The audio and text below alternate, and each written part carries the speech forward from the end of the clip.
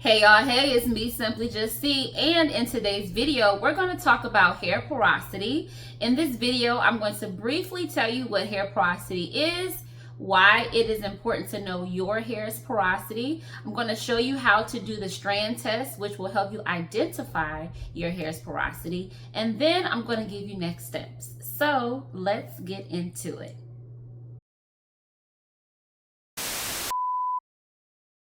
So what is hair porosity? Hair porosity is just simply your hair's ability to absorb or receive as well as retain moisture. So simply put, it's how your hair is able to get moisture and keep moisture, okay? There are three types of porosity that our hair can have.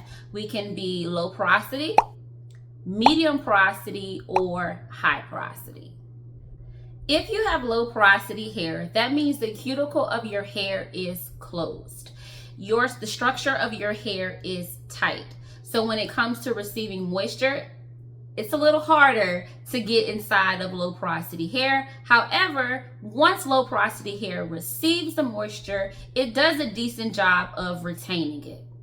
If you have medium porosity hair, that means the cuticle of your hair is slightly open, just slightly. So receiving moisture is fairly easy for you, as well as retaining moisture is fairly easy for you.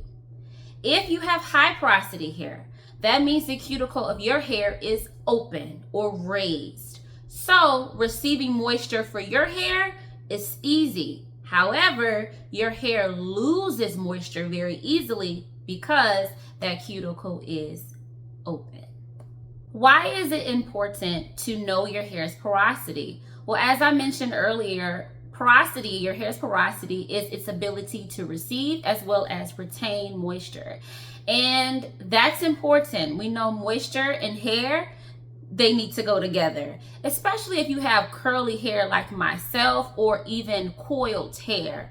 Because our hair is coiled or curled, the structure of our hair is it's easier to break, I should say. It's easier to split. So moisture for curly hair and coily hair is so important. Therefore, you need to know your hair's porosity so that you know the best way to get moisture in your hair and what steps to take to help your hair hold on to that moisture. Let's go ahead and get into the Strand test. Now, the Strand test is one way to help you determine your hair's porosity. For the Strand test, you're going to need three things. You're going to need a piece of your hair that is clean. Now, no worries, for this test, you do not need to cut your hair. Simply after you've washed your hair, before you apply any product, any conditioner, maybe run your comb through your hair, and a piece that naturally falls is enough. So you do not have to cut your hair. After having that clean piece of hair or strand of hair, you're also going to need room temperature water and a cup. That's it. So what you're going to do is you're going to pour some of that room temperature water into the cup. After you have poured the water into the cup, you're going to take your strand. Now, for the sake of this test, just so you can see it on screen, I believe I have more than one strand, but one strand truly is enough. You take that strand of hair and you're going to place it right at the top of the cup of water. You're going to let that hair stay inside that cup for about 2 minutes. After 2 minutes, you're going to come back and you're going to take a look at the hair in the cup and determine where it is. If after about 2 minutes you notice that strand of hair is still residing at the top of your cup, then more than likely you have low porosity hair. I have low porosity hair. I did this test last night just to test it out, and then I'm doing it again today. So last night I put my hair in the cup, and do you know, this morning that hair was still at the top of the cup. Honey, I am low porosity hair down, okay?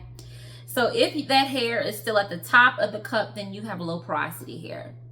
If you find after about 2 minutes your hair is kind of in the middle of the water, the middle of the cup, then you more than likely have medium porosity hair. And if you found that hair has sunk down to the bottom, or it's gravitating lower on the cup than it is in the middle or the top, then that is a sign you more than likely have high porosity hair. Now that you know your hair's porosity, what do you do? What do you do with this information? Well, you seek out more education on how to best treat your hair and best moisturize your hair based off of your hair's porosity. If you ended up being low porosity like myself, at the end of this video, there will be a video tagged. It is my low porosity hair 101. In that video, you'll get all the 411 on low porosity hair. I recommend products.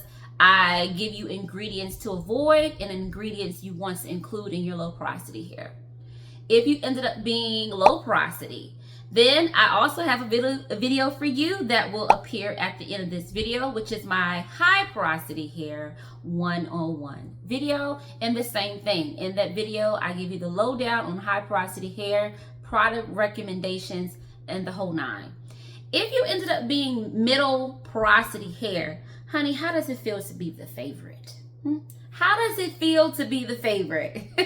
If you have medium porosity hair, then your hair is able to receive and retain moisture pretty easily.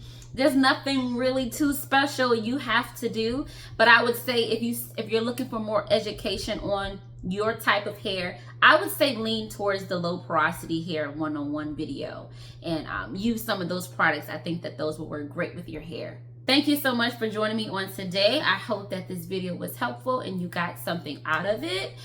Definitely check out those 2 videos that I referenced based off of your hair's porosity. And yeah, you all, leave me a like down below, talk to me down below, and I will catch you in another video. Bye.